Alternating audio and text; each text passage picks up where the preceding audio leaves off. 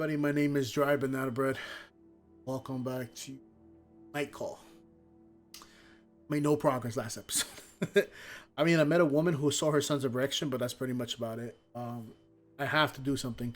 I literally have 2 nights left to figure out who the murderer is, and it's looking like it's Claudia. I don't want it to be Claudia, but that's who it's kind of everything's leading to, and I feel kind of suspicious that it might be. So we got no evidence, we got no nothing, but we're starting the next night. And we're getting right into it. The events of the day run through your head. The streets, the passengers, their faces, their problems. I took off my hat also. Happy for everyone.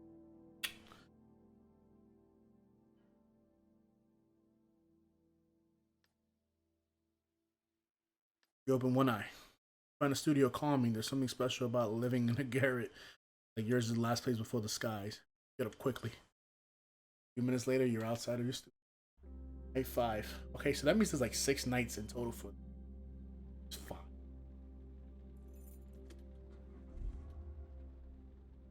Alright, where is the journalist guy? Okay, I've been seeing him and he's kind of sketchy. So let's go pick him up. Let's go pick him up. Go pick him up. Hopefully he doesn't kill me.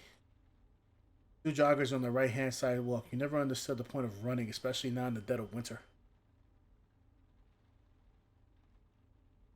Hopefully he does murder me. He looks like a monkey, but I'm not sure what he's wearing on his head. Damn, Betty. Hugo Delani. Alright. Ah, shit, man. The next passenger is holding a bowl, which is inevitably pokes his eye every while getting in a taxi. What the hell? He leaps into his backseat and looks at you with a lost expression on his face. I'm surprised to be at Gambetta. I'm supposed to be at Gambetta bus station in less than 15 minutes. Your seatbelt. You're in the first red light you come across. With a little luck, you'll get this kid to the bus. You see him moping behind you. Shit, was it really that hard to be on time, bro? Shit stain, you can't miss the bus. You just can't, man. Alright? Yeah, okay. This might sound a little crazy, but what do you think of my Gravia outfit? Gravia? Yeah, it's a race. It's a race in a game. The bow, the helmet, the armor. You know, all that shit. Costume. A cosplay, not a costume. It's serious business. He sighs heavily and drops his head. Shit, all this for a chick. I'm so into her. I even started playing her favorite video game, Lost Legend 5, to make her like me, but I look like a fucking moron. I added the fucking. He looks at me on the meter. Oh, you look like a moron. You ever done anything like this for a chick? Oh yeah, I did done some stupid stuff. Much stupider than you dressing up. Not dressing up, it's cosplay. He turns his bowl over. This cosplay is for a convention. Yeah, in Belgium, there will be thousands of cosplayers. It's pretty legit. Will be there lots of ravers? Bravias. No, I don't think so. They're popular, but the costume is daring. You gotta flash your abs at everyone all weekend. I'm sure it'll be fun. Really think so? Well, it's daring, but you're not the only one dressed like that. He takes a minute to think. Totally right. How could she not be into me? Park in front of the bus station, your passenger hands you a bill and pays his fare. Keep the change. Always wanted to say that. Good luck with the Gravia thing. Gravia. Yeah, thanks, man. Second later, he's running for this bus, his bow slung across his back. Damn, he gave me bread. Let's go. Let's go. I thought he was gonna kill me. I thought he was like an actual dog monkey. Okay. The Indian, that's the Indian woman. The woman who was getting get married but didn't want to.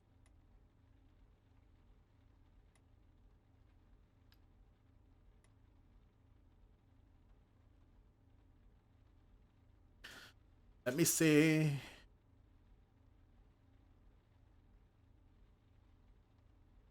Grace Nidogo. No, I've never picked her up. Might as well pick her up. Give it a try. Your next passenger has been crying. She stares at the floor and gives you an address in a nearby suburb. Just started driving where a telephone rings. Tone is familiar. Yes. There's a pause. On the short, it's tone is sharp and curt. Yes. I'm on my way home right now. Pauses and holds her breath. Yes. The pause. Sounds annoyed. No, I took a taxi. The other end, the voice gets louder. Who's paying? Well, I am. I don't want to take the bus home tonight. Come on, lay off. New round of criticism begins. Look, can you just lay off? Yeah, we'll talk about it when I get back. He holds the phone away from her ear, ready to hang up when she pulls it back. Yes, I'm here. Finally glances at you. There's no need to scream. I can hear you. Told you. We'll talk about it when I get home. Nothing. She rolls her eyes. Oh, come on. My life is not ruined. I mean, I failed one exam. Don't worry, there'll be others. The voice raises another notch. I'm gonna have to let you go. Oh, stop freaking out. Why would a taxi be any more dangerous than the night bus, Mom? Are you out of your mind? Is it possible to talk to you these days? I'm hanging up. I'm hanging up. Pulls her phone away from her face like she's afraid of it. You hear a ring, the same tune as before. The young woman hesitates and turns the phone over in her hand and decides not to answer it. Sorry. I know that tune. Face lights up. It's Lakim by Leo Delebrius. I don't know what the song is. We gave a performance out with this music. After hearing it so much, I just felt totally in love with it. Such an incredibly soft piece. In the opera it comes from, the priestess Lakim is one of her companions go out to the jasmine for the temple, and you sense the love between the characters.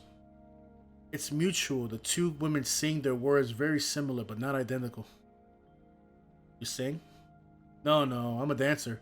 Classical, jazz, and other various combinations. I've danced since I was a little girl, but I've been dancing even more the last few years. Love it. A friend and I put on a choreography to a few scenes from the Lakim opera once. We did a show. It was really exciting. The smile that appeared on her face seemed to have erased the tears. And thanks for earlier, by the way. Missed the last metro and, to be honest, really didn't want to go home. My mother is waiting to have a long, very long discussion about my future, my career, all the sacrifices she's made for me. She's a cleaning woman in one of the fancy office buildings at La Defense, and I failed my bar exam, so she thinks. She stops herself. She's gonna make a joke, but something keeps her from doing so. Her smile vanishes. She thinks I'll end up a cleaning woman like La Defense. Your passenger sighs. Thinks I dance too much. She thinks it's Lachman's fault. But mostly she thinks it's my fault. She heaves a huge sigh and stares at nothing. I studied, I worked hard, but I didn't pass. I just don't believe in all that anymore. Now be warned, what I'm about to say will sound cliche, but I want to be a dancer, not a lawyer. My mother doesn't understand you must work to earn money in order to succeed. Takes a deep breath. Sorry, I didn't mean to unload on you. It must seem like a pretentious little princess. Nothing. Smiles. Yeah, okay. No need to comment. The address she gave you is not much farther. I mean, I know I owe my mother a lot, and I have to stop being so self-centered, blah, blah, blah. And I have to pass the fucking exam. She clicks her tongue as if to force herself to stop talking. Instead, she keeps going. Mind you, she came to my Lockman performance. She pauses, trying to find her words. She saw me dance, and when we left, it was kind of dumb, but didn't say a single word. And I think I've never felt prouder or Silence spoke 1,000 words. We pulled up to her house. She takes her time getting out of the car. I I don't know why I said all that, but it felt really good. Thank you. She disappears. Her tears have definitely vanished. Thank you. Alright.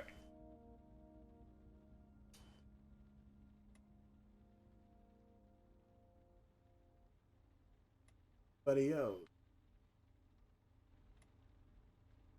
I actually want to go to on the road again. Driving around the street on the road again. Do do do do do do do. Road again.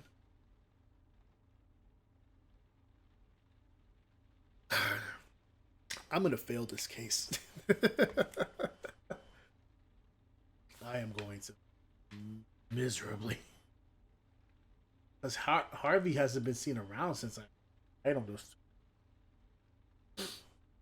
Bastella, oh, you're going far, aren't you? Your next passenger has that overtired look worn by so many young partisans. She collapses into the backseat and mumbles an address on the other side of the city. Start driving.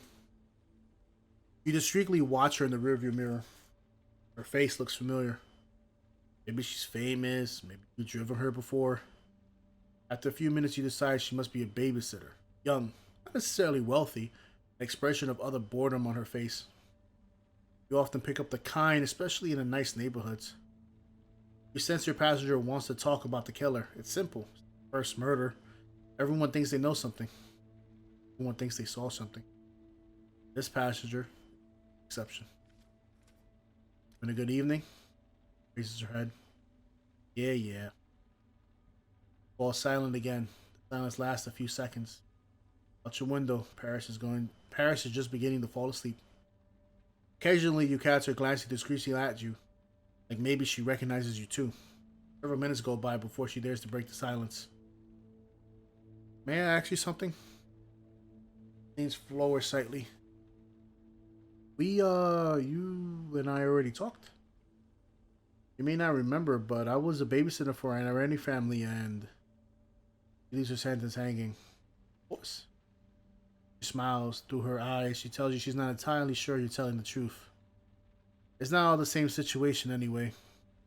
These are new clients. And I think I'm in love with the father. Spicy! You speed up unconsciously. Love? Yes. She smiles at you, then looks quickly outside of the road. It's late. A few pedestrians are walking up the street, heads buried in their coats and scarves. Can't stop thinking about him. There's something about him. About the way he moves. So sweet. A bit distant.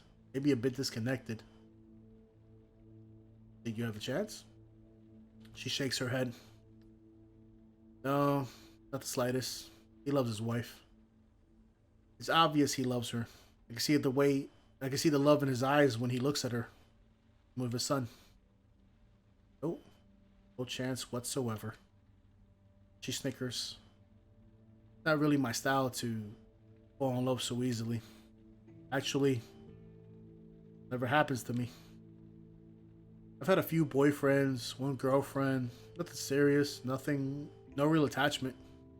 But this, she opens her eyes wide. She's speaking to herself more than you. Her fingers slide across the window as she leaves a message you can't see from the front seat. That's why I left him a message tonight. Message. Yes. Letter. That I slipped into his coat pocket. Her eyes start to wander again. She's elsewhere. He used to play rugby. He got an amazing build. Get a minute. He's got a bit of a belly now, and it pulls on his shirt buttons. Her eyes twinkle. I love it. Makes me melt. Close my eyes and picture him. She stops as if she's only realized she wasn't alone in the taxi. How courageous.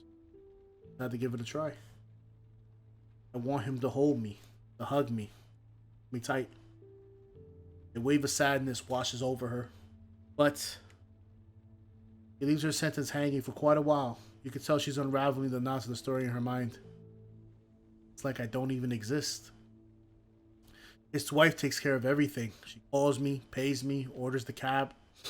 She's lovely, adorable, actually. And the little kid's an angel. Always smiling, always in a good mood. He needs a moment to complete her sentence. He barely says hello. Like I don't even exist. Looks away. You've almost reached your destination. Silence fills the cab. The young lady leans forward suddenly, like she's surprised to find herself at the end of the street near her building. Should be ashamed, shouldn't I? Her eyes are filled with tears. She's shaking a bit. You hear from the tone of her voice that she's panicking. Nah. She nods. Oh yes, I know I should be. Shouldn't have. Pull up to the sidewalk while she heaves a odd sigh. A stifled sob, perhaps. I'm such an idiot. She pays for her fare and gets out quickly of the cab. Practically runs to her building, unlocks the door, and throws herself into the lobby. You slowly release the steering wheel and stop to catch your own breath. Take a moment. You turn the key in the ignition.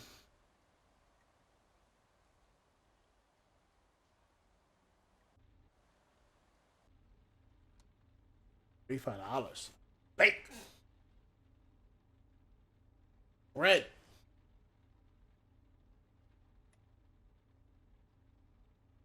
Oh, I see the eye.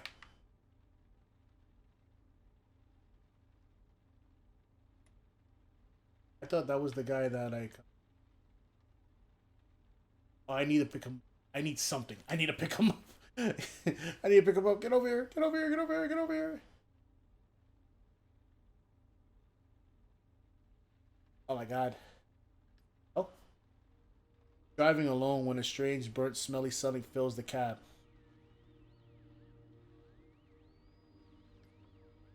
You look around, sniff. It's coming from the outside. Park. As soon as you see a spot, you pull over and park. Freeze. Someone is in your taxi.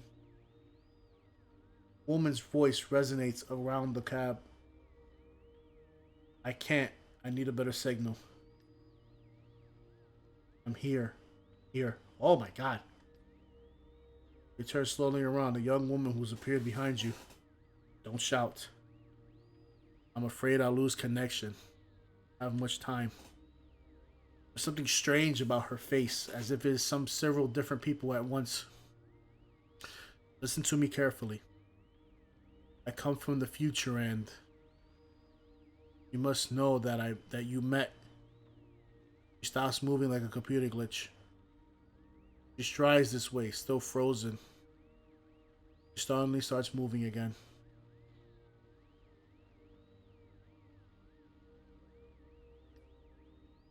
We're good. I think it's all taken care of. She smiles at you. Thanks for the information. I really wish I could explain everything to you more clearly, and she starts flickering and disappears for a second. What the fuck? No. There's still something that cellular connection. It disappears for good. Am I high? A few seconds go by. All appears to return to normal. You keep driving. Sorry, 40 seconds ago. Her voice is coming from the radio. Your passengers, if that's the correct term, voice is broken by an odd grumbling noise. Like someone else is speaking at the same time. You make the young woman's voice. She's giving you what seems to be a well-rehearsed speech. The virus appeared on September 18th, 2049. Remember that date. 2049, September 18th. Her voice disappears entirely. Instead, you hear what seems to be an electoral chant in an Asian language on the same frequency. Look for a higher station. You look for another station to stop and you hear the young woman's voice. From that point on, we lost half the population every semester. Just imagine millions dead, mountain of corpses. I was 20 at the time in college. We were fighting to defend robots' rights. It all seemed pointless now. I lost everyone I knew. Everyone. I had a twin sister. She died almost instantly. The virus attacks rambly, rather. Permanent damage. Her voice cuts off abruptly. The logical chant starts up again. You're able to determine the language. Vietnamese. Look for a higher station. You find a station in which you can hear the passenger's voice. You have to imagine a climate of civil war, death everywhere, the virus mutating. There were mass suicides, the rise of fascism, the religion extremism. We've been trying for years to set a record straight about the virus. Science can solve the crisis. Science alone can. Her voice is drowned out by the avalanche of applause. You hear a new voice, deep, powerful. It's in English. American, from now what you can tell from the accent. The higher station. Try to find a clear station, but no avail. A few seconds later, the woman's voice comes over the wire again. Traveling back. We created. We can destroy it. I need information. I need passengers. Reassure you, none of this, anything more. Control to the past. Risk. Her voice is suddenly clearer than ever. I hope you understand it's crucial that for us, that you, one moment yes. The strange woman appears on the other side of the backseat again. Sorry about all the comings and goings. My technology is not 100% yet. The tiniest of smiles crosses her face and it's almost invisible. Anyway, I hope you got to the point. Especially since we have to remain in hiding the time being. She stops talking for a second. Her face flickers. They're after us. There's not really any other way to put it.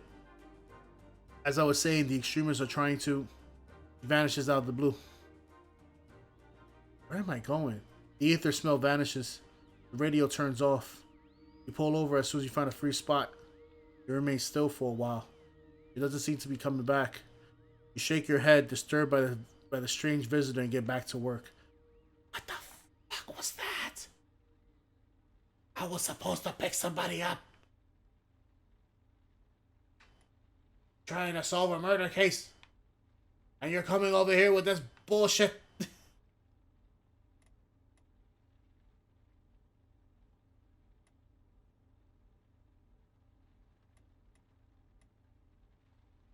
I'll pick her up.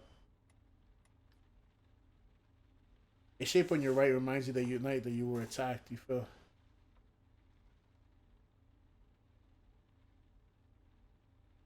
After her, I can get one more right in left. The next passenger is heavily pregnant. Thank God I picked her. I was about to go out to help her inside, but she waves at you a wave with a hand. I'm fine. Judging from her action, she's not for parents. She's not for France, English, or maybe American. Things just take a bit longer these days. She settles in, adjusting her coat around her huge belly. Oh, I got scared. Gunned the accelerator and set off. Suddenly, you find yourself driving more deliberately, not slowly. Just carefully. You regard the woman in the mirror. She's staring at you out the window with a 1,000-yard stare. Her hands wringing themselves around each other like a fistful of snakes. French is pretty good. She glances at the back of your head. I know. You're American. Where are you from? She sighs deeply. It's obviously the first time she's heard that question. I'm from the UK. Wait, Manchester. From Manchester. I mean, that's the UK, but the distinction is important, especially these days. It says UK and everyone assumes you're from London. Fucking hate London. You've driven a fair few British people over the years. Most don't speak a word of French. Many had an odd sense of pride in their lack of language ability. But the accent aside, the young woman behind you was fluent. I didn't mean to offend. She looks away from the window into your eyes to try to give her a smile. Her face softens. Don't worry about it. You get used to it. There's way worse things I could have opened up with. Shifts uncontrollably. I don't know much about Manchester. Not even United or the city. At first you don't get the reference and you realize she's talking about football. I don't really follow that. Smart man, bunch of old paid wankers kicking a fancy balloon around. It's not, oh, you're from London. It's, which team do you support? Spare me. She pauses and runs her hand over her belly. You miss it. Manchester. Market Street on the way home from work. Bog Lane Park on Sunday morning. Ricky T's and Bacon Barn. She sighs and looks down at her bump. She hasn't stopped kicking since we left. Feisty one, that's for sure. That's her French side. It's half French. Not sure it's half. The one doing all the heavy lifting. But definitely a good third or so, yeah. That's why I'm over here. I met assisted, the little bugger pops out over here. Gets herself an EU passport. Smile on her face dies in place and she stares out of the window again. And he needed to get out of UK after everything that happened. You mean the political situation? Yeah. Fucking Brexit. As soon as she's spoken, her mouth falls into the O and groan and spills out of her throat. I swear, every time I talk about Brexit, the grimace, she kicks the shit out of my fucking womb. Rubs her belly and mumbles a few soothing words after a moment she returns to giving you her attention. But yeah, fucking beat word. I mean, no one thought it was actually gonna happen. You see the campaigners out on the street remain and leave. You pass by them as fanatics or something. I wasn't into politics, but when it's one on the news every night, something leaks. Sometimes something leaks through. Something gets you thinking. Ahmed was more into it than I was. Kept bringing home the flyers. Blue for reminder, red for leave. Like it was a fucking primary school popularity contest or something. Look back and knows her hand is to her mouth. She starts plucking nervously at her bottom lip. Must have been scary. Nothing was ever positive. Every argument, every headline, non-fucking stop negativity. Fucked if we stayed. Fucked if we leave.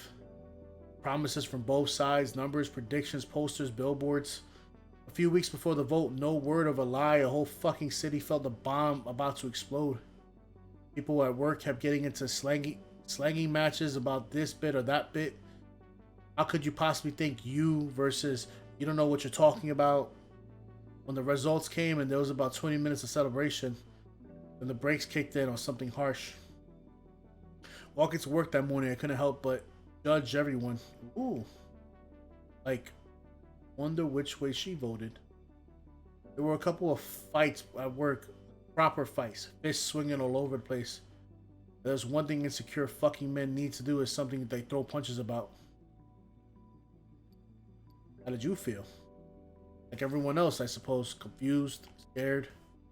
By the afternoon, you could see none of the fucks in London knew what to do. You see those leave cunts on TV? Suppose they be jumping up and down, winning, and they stood there looking like they had shit to bed. Which was, you know, ironic because that's exactly what they did. Now we're God knows how many months since, and fuck all's happened except everyone's even more scared. Things got real bad after. Ahmed had a few run-ins with Brexiteers, you know, the hardline knobs with the Union joke hoodies and the Winston Churchill tattoos. Most just told him to fuck off, go home. He could deal with that. He had the same over here. One group. We were together one time and the group told him to fuck off with him. Called me a traitor. Idiot squared up with them. Things got tense. First time I ever been glad to see a copper. So yeah, we fucked off. Wasn't worth it over there. Ahmed's job had dried up anyway. No one wanted to hire a foreigner. Been saying this with lots ever since. Spare room. His mom don't speak a word of the Queens. Her dad tries to bless him. They love baked beans. Smiles to herself. But now this one's almost here. I don't know. Oh fucking no. She shifts again, the seats creaking under her weight. That's the sound of you solemn here. What would you have done? I mean, if you lot ever a Brexit, vote something like that, how would you have vote? I'd vote to remain. The EU isn't perfect. Pretty bad actually from what I've heard. The division isn't an answer, it's a statement. The people behind such statements have their own goals. Goals that are not on any billboards or flyers. Your answer seems to shake your passenger. She tugs her lip aggressively, and the other hand balls itself into a fist. She sniffs. Everyone was so scared after the vote, yeah. Before and then all. We had to remain side telling us how the fuck we were if we left. Leavers telling us how we fucked if we were to stay. But I saw Mam raise me and my brother on nothing. Nothing. Benefits didn't amount to anything. No one wanted to help a black single mother provided for her kids. And then when we get to the fucking turning it up on our house, telling us how much we were worse off if we were able to leave. I mean, how much worse could I have gotten? When you're in the shit, change becomes very fucking attractive. If you have people offer you the same old, and others pushing for something new, promising change and a new start, how the fuck do you think you're gonna vote when the same old shit ain't given to you? Voted to leave? What else was I gonna do? He sucks a gallon of air into the lungs and it continues. For the vote, it was all about making our own laws again, stopping people 2,000 away from telling us how to live. Her accent thins and her voice cracks. It were about making sure we looked after, you know? Mom's almost longer and passion I just wanted the best by her.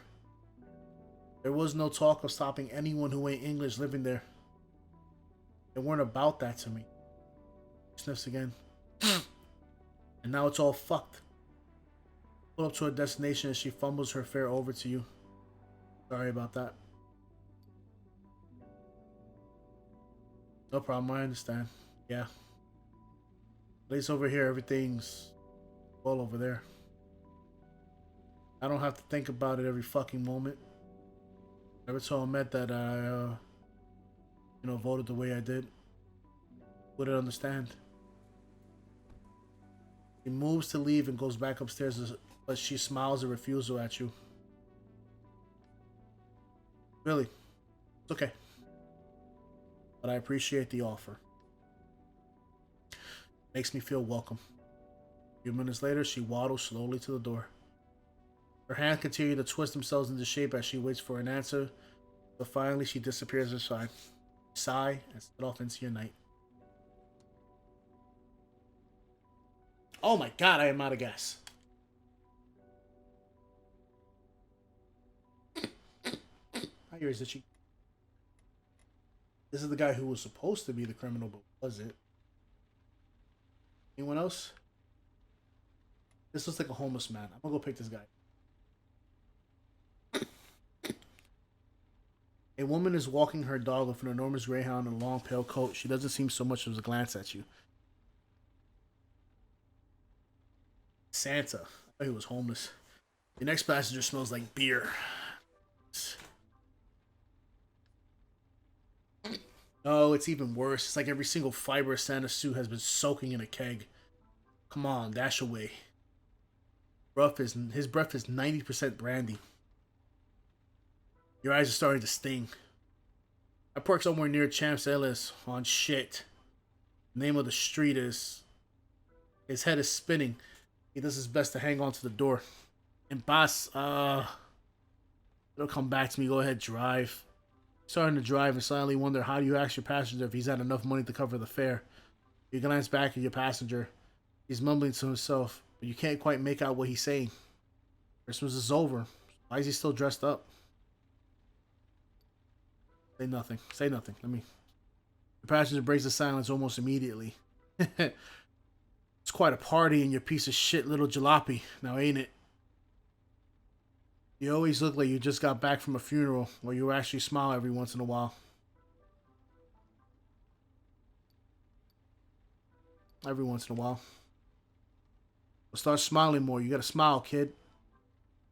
Fucking sad if you can't smile in life, you know? I've got a secret for keeping a smile on your face. He lowers his voice and confiding in you. After working my ass off all year long, I like to hit my favorite pubs. I get monumentally wasted. He goffs. Here, in Paris, There are a bunch of bistros perfect for just an occasion. No one talks to you, and they have white wine so dry it eats away at the inside of your mouth. There's so many different types of brandy, pear brandy, cognac. He closes his eyes in the light, and sometimes I order just one eeny weeny beer to cleanse the palate. He's almost whispering, okay, it's usually not one of them fancy microbrews there. He jumps up. Oops, but don't tell anyone, okay? Just imagine people found out Santa Claus thought that beer here tasted like piss. He laughs a sparkling laugh. When he gets to stops, he just throws out a non-committedly. Anyway, he can't say anything anymore. Honestly, all the trouble I go to, people should just leave me the fuck alone. All those fair weather activists, they still want these little snot-nosed miracles to get their latest stupid toy. Oh hey, speaking of snot-nosed kids, there's all this manure pile of this new generation. 50 years back, you'd have got a kid a book and he going about his whole life, all starry-eyed. But today's little whiners, what a fucking eyesore. Fucking hell. They want to have all this, buying anything like that. They all have GSMs when they get in their 8. Those things cost a whole month wages. How can you possibly make them happy after that? Ow. He's staring at you, waiting for an answer. No answer. He waits 5 seconds or so on, then. What I thought. Even adults don't know anymore. So they shower the kids with enough plastic presents to cover the entire polar ice cap. I mean, have you seen the state of the ice cap these days? Have you? Huh? There's not much left. Pauses. Now I can say it's all bad. I don't have as many polar bears coming into my yard. Damn nasty, vicious, mean. I'm not sad to be rid of them. He heaves a long sigh through his beard. Before things were different. Tears from the corner of his eyes. Shit, I can't even talk about the past without crying like a little girl. He throws you a sideways glance. No need to stare. You don't know the time to react, and he says back into his rant. I remember you, you know? Tell you the truth, I remember everyone. Every single person. You know you were an angry one. So terrible, so angry. And your letters, your handwriting, holy fuck were they hard to decipher. Don't worry though, the elves handled all that for me. You heard the hint of disgust in his voice when he brought up the elves. Otherwise, I wouldn't have time to do nothing. Yeah, you were just furious. It's like someone punched you in the stomach. Your brother was giving you hell. Someone wrenched your gut. What happened? 10%, nice. Man, what a... He suddenly thinks something has stopped talking. His gaze wanders outside. Yeah, anyway, let's talk about something else. You're the one talking. You're literally the one talking. I'm not... You feel you need to have some distance from that subject. Can't forget the pain. You jump when your passenger suddenly starts talking again. Wait, I think we're almost there. Slow down a bit, kid. He searches outside.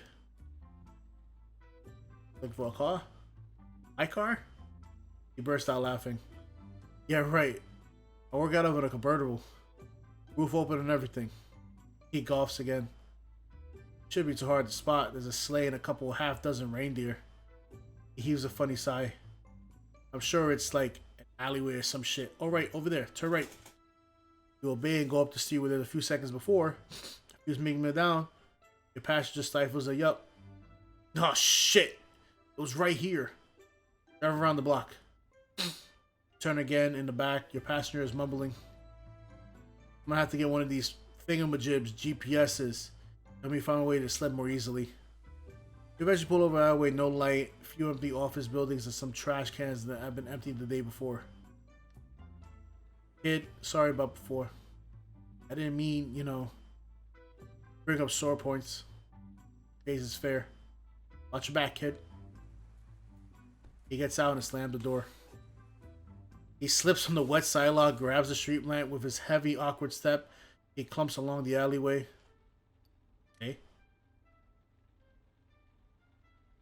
You sit for a moment watching him. At the end of the alleyway, he starts rummaging through a pile of boxes. Pushes a trash can and wheels on the side and disappears. A few minutes go by and nothing. You turn the key and start driving. You open the window for a second, hoping to get rid of the alcohol fumes. Something tells you to stick around for a while. Okay, I have no more.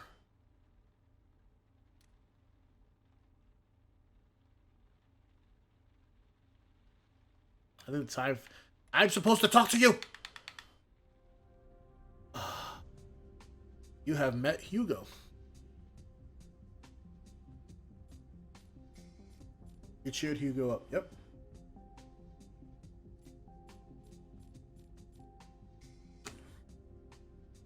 I basically spent all the money I gained. God, that's awful. Did I tell her about that? Oh, great. She told me about that. I'll take the $8 hit. Anyways. Let's continue. Does this help me with my case? Because I think she calls me after tomorrow night.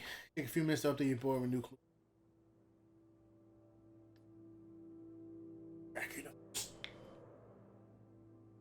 Okay. Okay. Oh my god, it's between her, Claudia. Which neither of the two I've gotten in contact with. I mean, I can't do anything. I have to go to sleep. Which means that's also the end of today's episode. Thank you all for watching. We're coming up, I think, to the final night, or we have to get the phone call and say who we think it is. So I'm nervous because I don't know if it's between Claudia and I don't know if it's between her. Claudia is former Argentinian. Could have the information. She could have the talk. As you can see here, you look at it, kind of, you know, kind of getting a lot of things seriously. But the thing with him is, they're still on the wall. He's been sitting around there. It's tough. It's really tough. It could also be him, and I just didn't get enough information. So, thank you all for watching. I hope you enjoyed it. Until next time, take care. Bye-bye.